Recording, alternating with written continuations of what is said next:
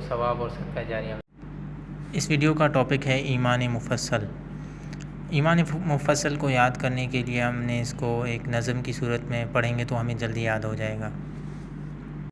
آمنت باللہ وملائکتہ وکتبہ ورسلہ والیوم الآخر والقدر خیرہ وشرہ من اللہ والبعث بعد الموت لا الہ الا اللہ۔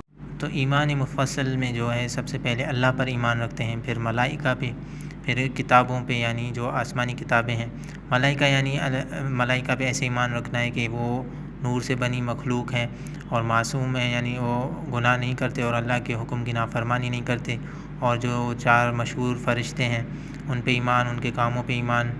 تو ان 4 فرشتوں کے مین کام جو ہیں وہ ہیں جبرائیل علیہ السلام کا ہے وحی پہنچانا انبیاء تک، اور میکائیل علیہ السلام کا ہے بارش پہنچانا اللہ کے حکم سے، اور اسرائیل علیہ السلام کا ہے ملک الموت کے نام سے یہ مشہور ہے، یعنی ان کا کام ہے روح قبض کرنا، اور اسرافیل علیہ السلام کا ہے سور پھونکنا۔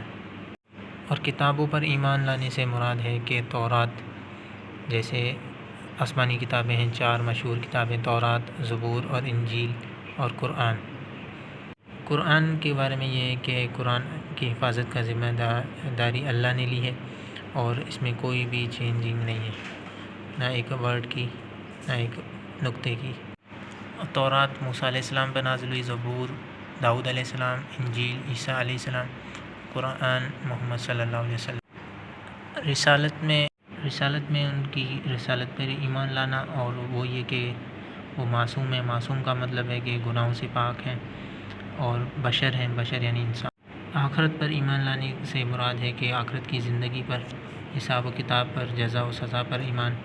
تقدیر پہ یعنی ایمان رکھنا، یعنی اچھی اور بری تقدیر اللہ کی طرف سے ہے، اچھی تقدیر پر شکر کرنا اور بری تقدیر پر صبر کرنا، اور قسمت کو دوش نہیں دینا کہ میری قسمت ہی منحوس ہے اور میں منحوس ہوں۔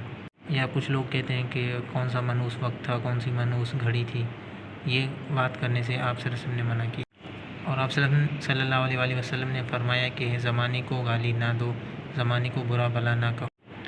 موت کے بعد زندگی میں جو موت کے بعد کے مراحل ہیں، جیسے عذاب قبر ہے اور راحت قبر بھی ہے۔ کچھ لوگ سمجھتے ہیں صرف عذاب قبر ہے، لیکن جو برا ہوتا ہے اس کو عذاب قبر ہوتا ہے، اور جو نیک ہوتا ہے اس کو راحت قبر ہوتا ہے، یعنی قبر میں انعام ملتے ہیں۔ عذاب قبر کے بارے میں صحیح بخاری میں حدیث ہے کہ عذاب قبر حق ہے، اور جیسے کوئی قبر آپس میں مل جاتی ہے ایسے عذاب ہوگا، یا بچھو سانپ وغیرہ آتے ہیں قبر میں جو برے ہوتے ہیں۔ راحت قبر میں ہے کہ اس کو سکون ملتا ہے قبر میں اور انعام ملتے ہیں۔ منکر نکیر قبر میں سوال کرتے ہیں، من ربک ما دینک من نبیک، تو وہ سوال اس پہ ایمان رکھ۔ پل صراط، اس کے علاوہ جو بھی ہیں آخرت کے اور موت کے بعد کے معاملات، ان میں ایمان رکھنا کہ یہ حق ہیں اور یہ ہوں گے، اور ان کی تیاری وغیرہ بھی ہمیں کرنی چاہیے۔ آخر میں دعا کریں کہ اللہ تعالیٰ ہمیں ان چیزوں پر اور قرآن و حدیث پر عمل کرنے کی توفیق عطا فرمائے، اور ان کی تیاری کرنے کی توفیق عطا فرمائے، اور آمین لکھ کر ویڈیو کو شیئر کرتے ہیں۔ جزاک اللہ۔